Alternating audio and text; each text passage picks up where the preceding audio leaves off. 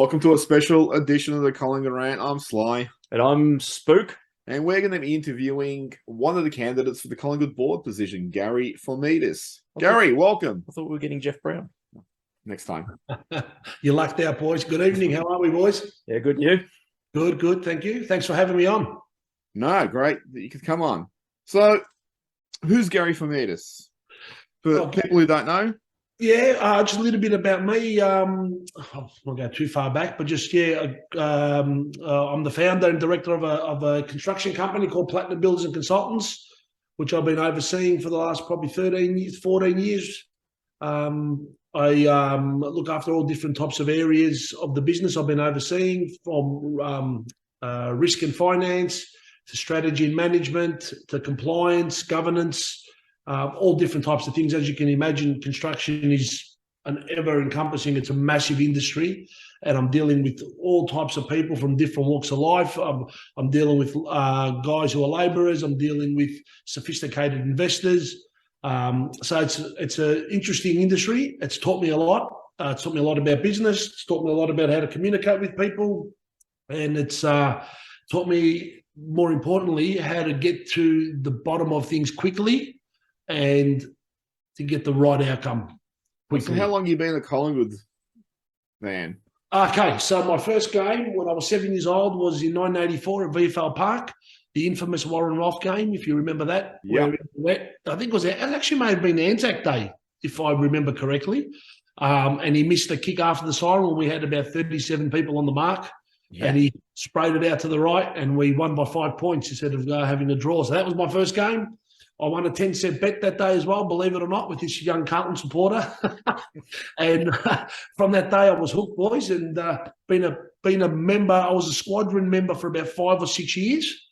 And then I think it was a couple of years there where I was a social club member. Then I've been at 25 years straight Collingwood AFL club support member. Yeah, so you love the club. So, I mean, a little bit of background information that, based on the stuff that we do and stuff that I was writing for Raw, Gary was the first person to contact me about dissatisfaction with the club in 2020, at the end of 2020. And then there's someone else that's contacted me a little bit later. So this is what started the EGM group, regardless of what some others may claim. If only there were digital messages that had all been downloaded to prove the rat. Oh, okay. So you were obviously quite affected by Collingwood's challenges in 2020 and wanted something to be done, but then you took a step back from that action. Now, why is that?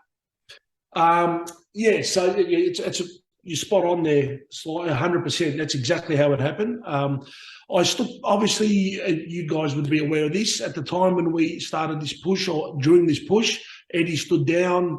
We had a few changes at the club. And then, obviously, during our push, the club reached out to us.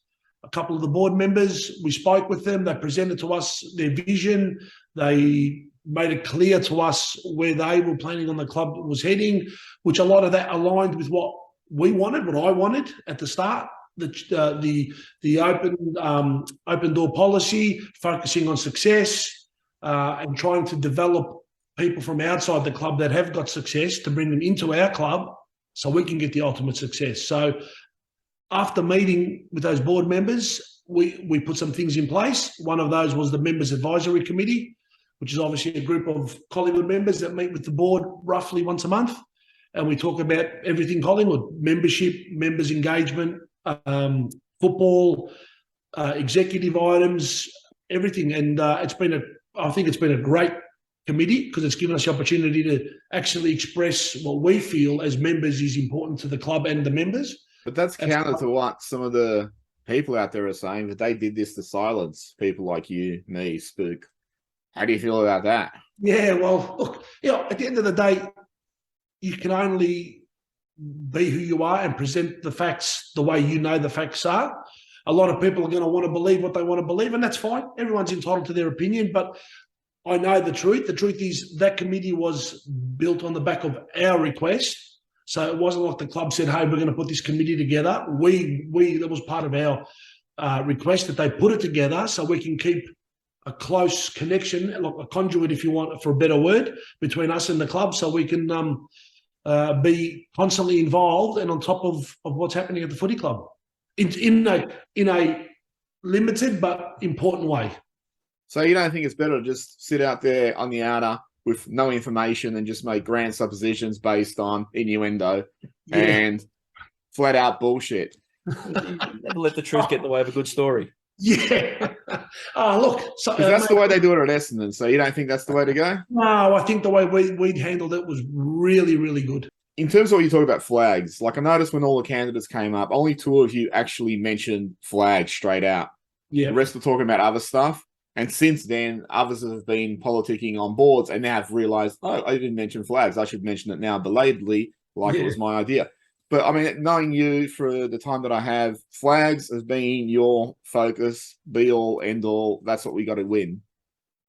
Absolutely, 100%. Look, the reality is, and if you ask any member, I would think we exist to win premierships. That's the fact. That's why all of us, this army, we go week in, week out with our kids, with our family, our dads, our grandparents, our cousins, our friends, nieces, nephews, wives, husbands. We all go because, and we pay a lot of money every year to support this great club, which is we do gladly because we love it. Because one thing, because we want to see premierships. I mean, every club's going for flags. Some are a little bit more tragic in trying to get them. You were recently countered by saying, oh, well, it's unrealistic to expect multiple flags. And I think that person's got a point, given that Richmond's won 3 and Hawthorn's won 4 and Geelong's won 4 and Sydney and West Coast have won 2. Yeah. And that also goes back to that we are accepting of one's enough. And I don't think generally that's it's not a statement that's true, but we do get too complacent with just reaching that pinnacle once. Can I actually achieving that? I've had conversations with people. I've expressed a lot of dissatisfaction over what's happened this year. And they go, oh, we're 1 point away from a grand final. Yeah, you're still not in it. So correct. I think a lot of Collingwood supporters are happy. They get the journey and then they celebrate the journey rather than going, hey, we missed that by 1 point. We should be totally burning now. People go, no, what are you complaining about? So you have the attitude that like, it's not good. What's the Vince Lombardi, the coach, winning isn't everything, it's the only thing. Yes. So for you, that's the attitude. Yeah, well, that's the reality, isn't it? Without stating the obvious, we've lost just in my time since I went to my first game in '84. I've been to, I think, just quick at the top of my head, I think we've played in, not including the draw, possibly 6 grand finals, I think, or 5 or 6, and we've won 2. Yep. And then you see teams like Richmond come along, haven't even been anywhere near it for 37 years, playing 3, win 3. You know, Hawthorn come out playing 5, win 4. Hawthorn's an interesting one you mentioned because they talk about wanting to win 7 more by 2050. Absolutely. And they probably will. And they've got a blueprint for it. So do you sort of have a vision for Collingwood going forward?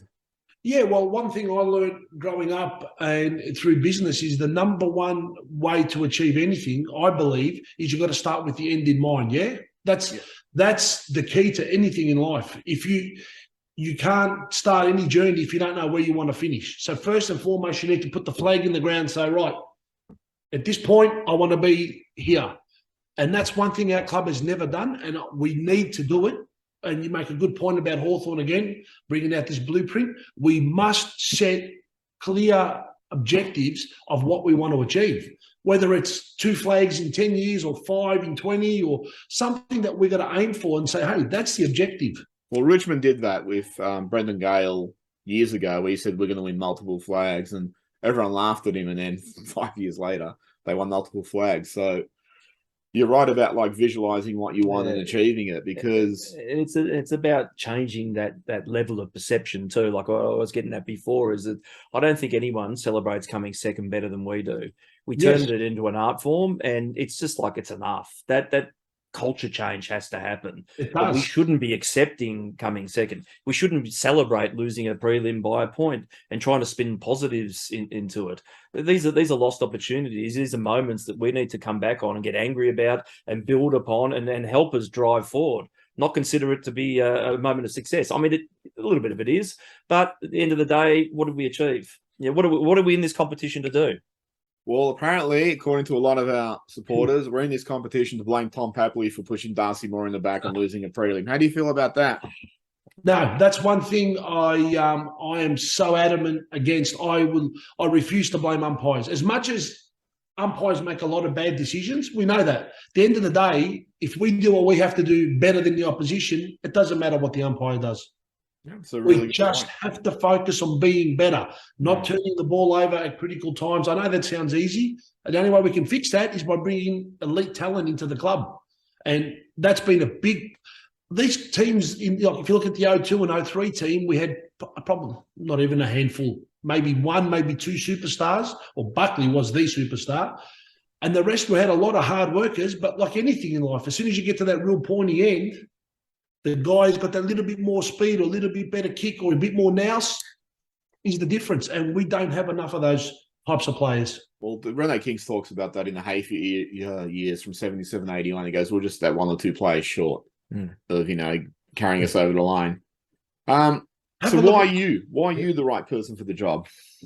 That's a good question. I believe I'm the right person simply because I've grown up in a pretty humble blue-collar family. I go to the football and sit in the outer with everyone else. I grew up in the outer at Vic Park watching football. I think I'm well connected and grounded and understand what the members want. I'm representative of that membership base. Our membership base, let's face it, 90% of our membership base are people like us who just bleed black and white, go to the footy every week, love a beer before the game, but just want success. And I'm representative of that. And also, I've been fortunate with my business. I'm in a position now where I've got quite a substantial amount of time that I can actually commit properly to this role. So for me, the most important thing for me when I've decided now's the time is simply because I have the capacity to do the role properly. So to me, it's not going to be a part-time role on top of what I do day to day. To me, it's going to be probably the major part of my life if I get on the board, because I'll have the time to commit to it day in, day out, and give it energy that it deserves. If you could improve anything, and something substantial, not like something whimsical or nonsensical like streamlining a logo or something, if you could improve anything or focus on anything immediately, what would it be? That's a good question. Immediately, I think the most immediate thing we need to do, and I probably sound like a broken record, but again, is just focus and be relentless on bringing in elite talent to this team right now, because we don't want to get to that pointy end again and fall short. So our club, I think we've got something like 20 million in a future fund, I think, from what Eddie used to say when he was there. That sort of money, I understand it's all good and well, but what are we doing with that money? That money should be getting reinvested back into the football department, better coaches, more staff, more resources, help us win a premiership. That's what I would be my immediate gut feel is that's what we need to do immediately. So coming off a prelim loss this year, where do you believe Collingwood's heading, firstly, in the short-term future? So where do you think Collingwood's going to be sitting 2023? You look back on the season, we won, I think, 8 games by under 10 points. Is that right? Is that about right? I think it was. Yeah. Is that because we're on a trajectory going up and we're just getting past these teams now, or were we just lucky, or did we buy into Craig McRae's mindset, which is, by the way, I love Craig McRae and everything he's brought to the club. I'm not sure, to be honest. I would hope that we keep on that trajectory and keep going the other way. I would expect the expectation within the club must be top 4 in the premiership next year. Anything less than that would be going against what we've achieved this year, I would have thought. Yeah, you would think the current window with some of those older players, there's only another year or two. Yes. But and look, it's open before I thought it'd be open again, but here we are. Yes. I mean, you talked about a little bit earlier, you talk about sort of the information you've gotten from the club through the members advisory committee to know the club's on the right path. But I think everyone could see we're on the right path, because after the disastrous 2020 and 2021, this year was a vast improvement. And a lot of people said, geez, I enjoy going to football now. It's not a chipping around from side to side and kicking 4 or 5 goal games and all that sort of stuff. So obviously, McRae has brought a lot of change, and you've got to give a lot of kudos to the people behind appointing him who worked out he was the man for the job. Oh, definitely. Because that's never happened at Collingwood. You should have just headhunted a coach rather than, gone through a process. I think what you just said then is really important. That was a monument, and that was something obviously as part of when we started this push was we needed to change that mindset at our club. So that monumental shift in the appointment of Craig McRae and the rest of the coaching staff 12 months ago, that's a watershed moment for our footy club, if you think about it, because it's actually taking us down the right path. Due diligence, process, going through the whole process properly, interviewing people and sorting through it in a, what's the word I'm looking for, in a... Although very methodical and methodical method, that's approach. Yeah. And the reality is Craig McRae, listening to him speak, is exactly of the same mindset that I am in terms of all you hear him talk about is we're winners, success, winners, success. In fact, he even changed that mural in the coach's office and only put the premiership coaches on the wall. Admittedly, we've only got 4 of them, but he put them on the wall. But that's breeding success, isn't it? Like anyone that walks in that room just sees 4 premiership coaches. That's exactly on line with the mindset I want to follow through with the club as well. I mean, I have to give club credit because, like last year, Buckley stood down that mid-year, and then they immediately embarked on searching for the right person. Compare that to some of the processes we've seen this year, where they've been done like in a week or two, like Brad Scott to Essendon, that seemed very impromptu. Yep. Ross Lyon to St Kilda, very impromptu. And that was handled poorly. It is Essendon. No, St Kilda. Sorry. I get them mixed up. They both got red and black. So what about long-term, Collingwood in 5 years, 5 to 10 years? Where do you, if you could be like Benny Gale, what do you want to see for Collingwood in 5 to 10 years? Yeah, I would think that right now we need to set obviously realistic goals with like anything, but with that theory of starting with the end in mind, we need to sit and we have to put probably the next 2 years. I could give them some space if they're trying to bring in more talent. So if they're trying to bring in more elite talent, we may have a few ups and downs. But after that, I think we have to say within 10 years we must win at least 2 flags in the next 10 years. Otherwise, what are we achieving? What are we aiming for? Yeah. And then post that, I'd even go as far as saying maybe 5 flags in 20 years would be a great goal. Mm. It's almost too that you'd like to see some vision almost running in parallel, like there's a short-term and a long-term vision. Yeah. And each of them has to have a shifting goal because you may not be able to achieve everything on one side and then you activate some of the contingencies on the other to try and bring that balance to the front and give yourself a best long-term shot as you keep going. Because, I think the realistic thing this year is, or next year, is that we ain't going to win 10 games in a row by a kick. That's a one-off fluke, well, not a fluke, but you're not going to get by on doing that again. And so that's sort of also potentially maybe we aren't as good as we think we are, and we might come down to the pack next year. What does that mean then? Do we're not going to then bother pursuing the aging players all that much more? We should then be cultivating the younger talent or bringing replacement players of a similar ilk and age in, and just not losing focus on that objective. And again, it's that shifting goalpost type thing that one opportunity presents another opportunity. Yeah. Well, I mean, I hope instead of like winning 10 games by under a goal or whatever it is, but 5 of those games they win by 5 goals, and the other 5 they win by under a goal or whatever. So they actually improve. I mean, with the list, it's in this weird spot. Like I feel there's a lot of speculation there on guys that they've brought in, like Frampton and McStay and all that. So how much improvement they bring is really going to determine where they go from here.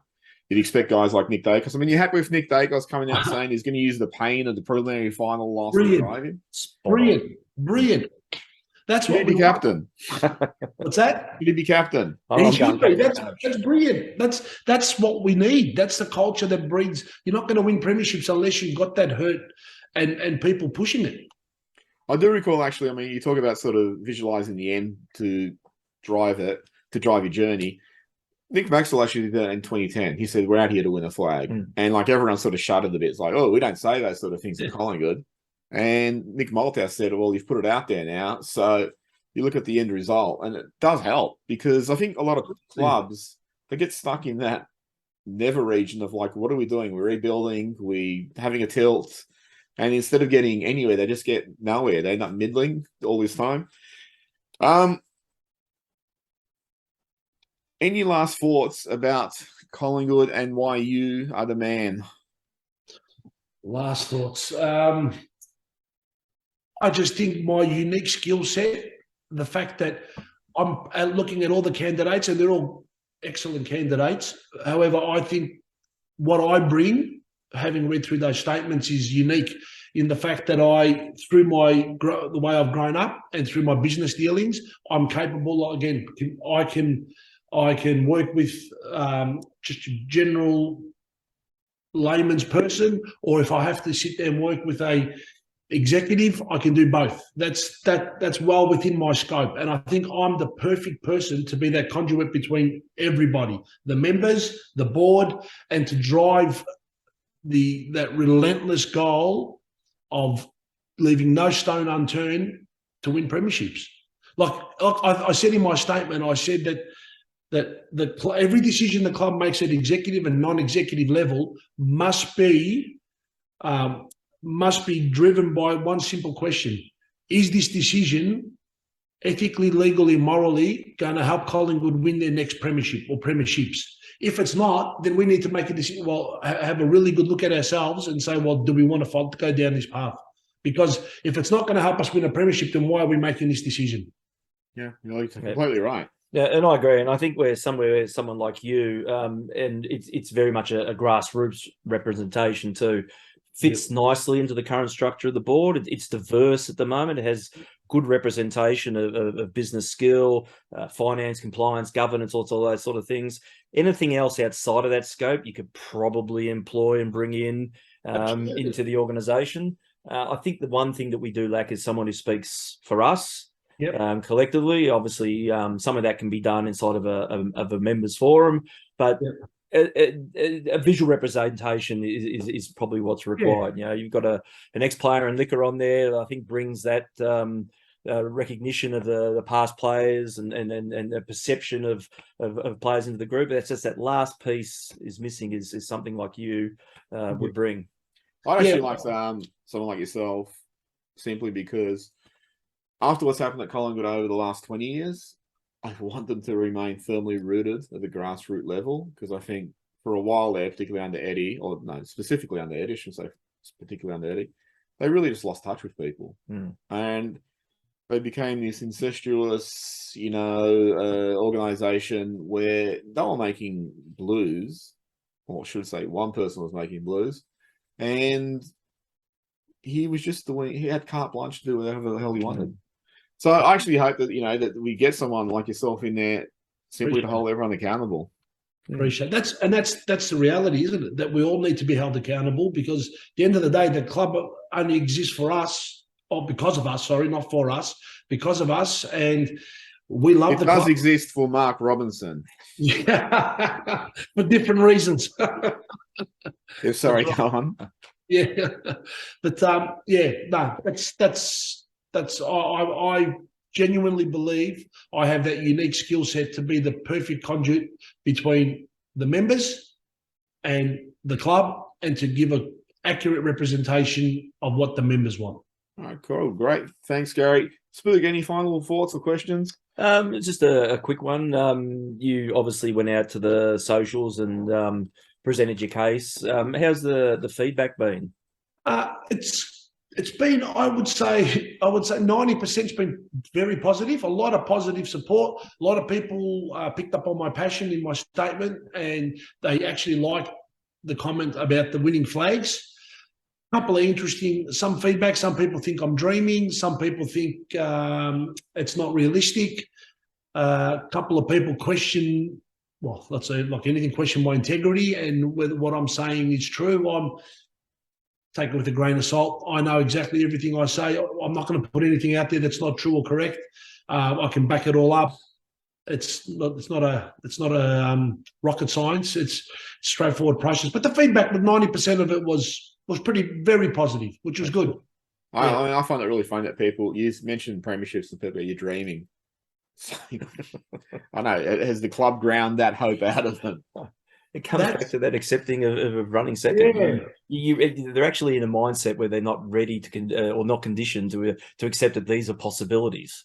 you've known this life for so long, and as a supporter, we've all known what coming second feels like. It's just like you don't want to embrace the fact that this can change and we can be consistent winners. Well, the funny thing is, I remember playing the finals. I was with some people, and one of them just was petrified of winning because it meant going into a grand final. And he was worried about, now how am I going to survive that? How am I going to deal with that? So you have this terror of what potentially is going to fail, whereas you should be looking at the thrill of the opportunity of, grabbing victory. I can speak personally that I'm much similar. That week before going into a grand final is horrible to go through because I can't face losing another one. I've seen too many. Yeah, and the only cure for that is to win some. Yes, and change the balance of the ledger and start getting your nose in front, and you can then walk with your chest out going into a grand final feeling confident. And that's spot on. That's spot on. And what obviously losing hurts unbelievably, but when you see that player, that's the difference. Jeremy Cameron in this year's final between us, he was the difference. Tom Lynch, the difference. If we had him in 18 instead of him being at Richmond, in 19. We would probably win the flag because we would have got past GWS, and who knows what would have happened. That's what hurts the most, because you think, well, if we could just get it right and bring in this type of talent, then what you were saying about not being able to handle another premiership loss, grand final loss, then becomes irrelevant, because you're going to go into this with, hey, we've got some serious team here. Well, it's funny, culturally, this has always been an issue at Collingwood. You go back to the Hafey years, they were courting Bernie Quinlan, and the admin didn't want to pay the transfer fee. So you stick him in that team, they would have won at least one of those, and potentially more of them. You go back, Bob Rose, when he was coaching the 60s, he was begging the admin to bring in players, and they wouldn't give them to him. Yep. And when they lost, I think, in 64 by a goal or something, the admin said, so you don't need the players because you got close. So, I mean, this is culturally something at Collingwood. So the attitude needs to be reinvented, redefined. It does. My brother, who's 14 years older than me, tells me a lot about the 70s. And what you just said is exactly what he says to me. He goes, he remembers teams like Richmond, Carlton, North Melbourne going out and recruiting all these players and paying to get all these elite players or quality players into their clubs. And they were winning all the premierships. Whereas at Collingwood, it was all about the jumper, play for the jumper, play for the jumper. Well, that's great. We play for the jumper, but you got to pay for the best. And then you had the problem with Thompson and Tuddenham and all these things. That's exactly what you were saying, Sly. It's exactly the same. We need to change that culture. We need to be elite, to think elite, to become elite. Unless we change it, it's not going to happen. It's not going to happen. Yeah, completely agree. Yep, absolutely. Gary, thank you for joining us. Yes, thank you very much. Thanks, boys. It's been a pleasure, and go Pies. Later. Yeah, bye.